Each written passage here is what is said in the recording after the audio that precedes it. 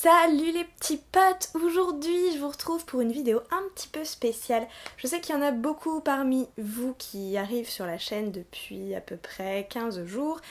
Mais au tout début de cette chaîne, je vous avais fait une vidéo, je crois que c'était ma 3e ou 4e vidéo.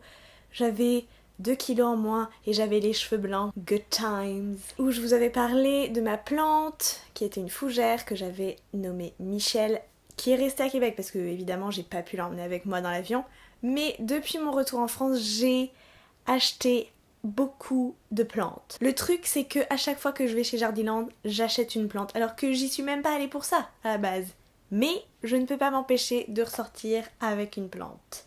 Il faudrait que je puisse faire comme les gens qui s'auto-excluent des casinos parce qu'ils ont des problèmes de jeu et d'argent et tout ça. Moi il faudrait que je puisse m'auto-exclure de Jardiland pour arrêter d'acheter des plantes. Bref, les plantes j'adore ça et vous savez, du coup, si vous avez vu cette vidéo et si vous ne l'avez pas vue, elle sera quelque part.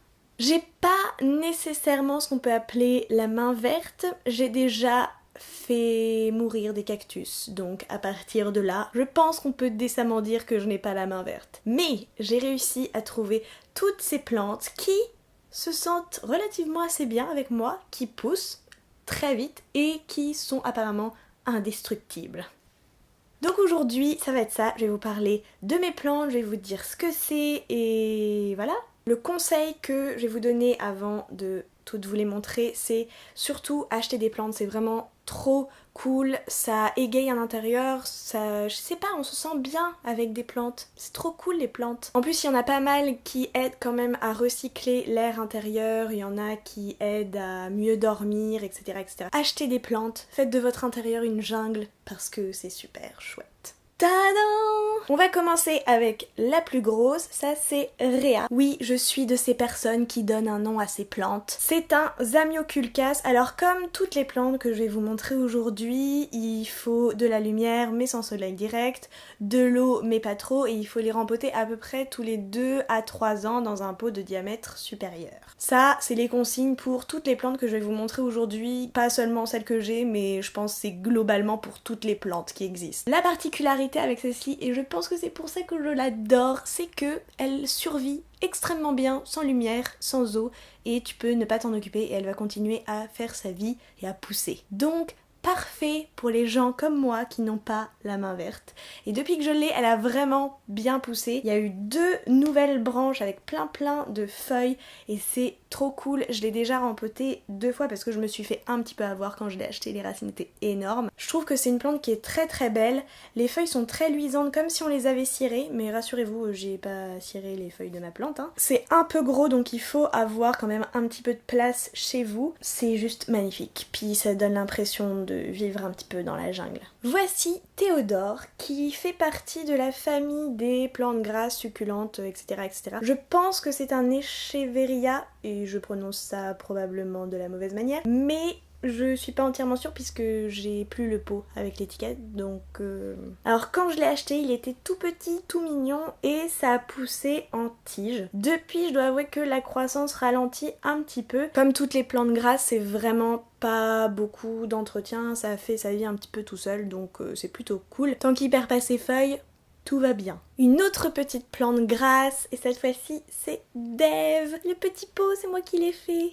C'est trop chaud. J'aime beaucoup Dave d'abord parce que c'est vrai que c'est une vraiment petite plante. Quand je l'ai achetée, elle était encore plus petite que ça, elle a vraiment bien poussé. J'aime beaucoup les feuilles, la forme des feuilles, et j'aime beaucoup la couleur. Je l'ai rempotée il y a peut-être 15 jours et je crois qu'il se sent vraiment mieux dans un pot un petit peu plus grand parce que les feuilles du bas commencent vraiment à bien grandir donc je pense qu'il va continuer sa croissance, ça va être trop cool. On continue avec Suzy qui est un avortia, je sais pas vraiment comment ça se prononce. J'aime énormément les feuilles, comment ça part, le fait qu'il y ait des petites taches blanches dessus. Peut-être 15 jours après que je l'ai acheté, elle a fait une fleur, bon qui a séché évidemment depuis, mais c'était vraiment super cool de voir ça parce qu'apparemment ça le fait pas sur tous. Et c'est une plante en fait qui fait des pousses sur le côté, donc c'est pour ça que c'est important de la rempoter dans des pots un peu plus grands pour qu'elle continue vraiment sa croissance. La petite pousse qu'elle me fait là sur le côté grandit, donc je pense que ça veut dire qu'elle se porte bien. Keep up the good work, Suzy! On continue dans son pot I Will Survive, que j'espère que ça va lui porter chance. Kea, qui est un Areca lutescens, encore une fois la prononciation, aucune idée. Mais j'aimais beaucoup cette plante, j'ai vraiment craqué, j'aimais surtout beaucoup les feuilles et le fait que ça rappelle un petit peu ce côté palmier, vacances. C'est des feuilles qui sont relativement assez fines. Voici Jo, mon aloe vera. Il va très très bien. Elle me fait même des grandes pousses là qui ont pris le double de la taille là en 3 jours. Donc je suis extrêmement contente. L'aloe vera, pour ceux qui ne le savent pas, ça a des propriétés évidemment médicinales, c'est-à-dire que si vous avez une coupure, si vous faites une éraflure, vous pouvez prendre une feuille de votre aloe vera et passer ce qui sort, ça fait un petit peu comme une espèce de gel.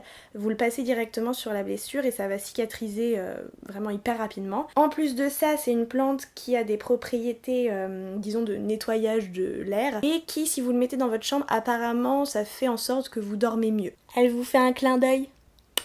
Ensuite, vous avez Olive, qui est un Sansevieria, donc qui fait partie aussi, si je ne me trompe pas, de la famille des plantes grasses, qui survit très bien sans lumière et sans eau, mais bon, évidemment, ça pousse mieux avec un petit peu de lumière et un petit peu d'eau quand même. Alors évidemment, il y a plusieurs sortes de Sansevieria, là je le prononce correctement. Le mien est comme ceci, avec le bord des feuilles plus clair que le reste et un petit peu zébré. Moi, je trouve ça super beau. Alors c'est une plante, mais très franchement, même quand t'as pas la main verte, hein, c'est impossible de faire mourir ça. Impossible. Et en plus, même si t'essayes, elle continuera de pousser, tu vas avoir plein de pousses, tu vas pouvoir la démultiplier, après tu vas pouvoir remplir ta pièce de juste ça. Moi, la olive m'a déjà fait 3 pousses à 3 endroits différents. C'est clair qu'à un moment, je vais la diviser et j'aurai 2 plantes au lieu d'une. Donc en plus, c'est économique. C'est trop cool, non ?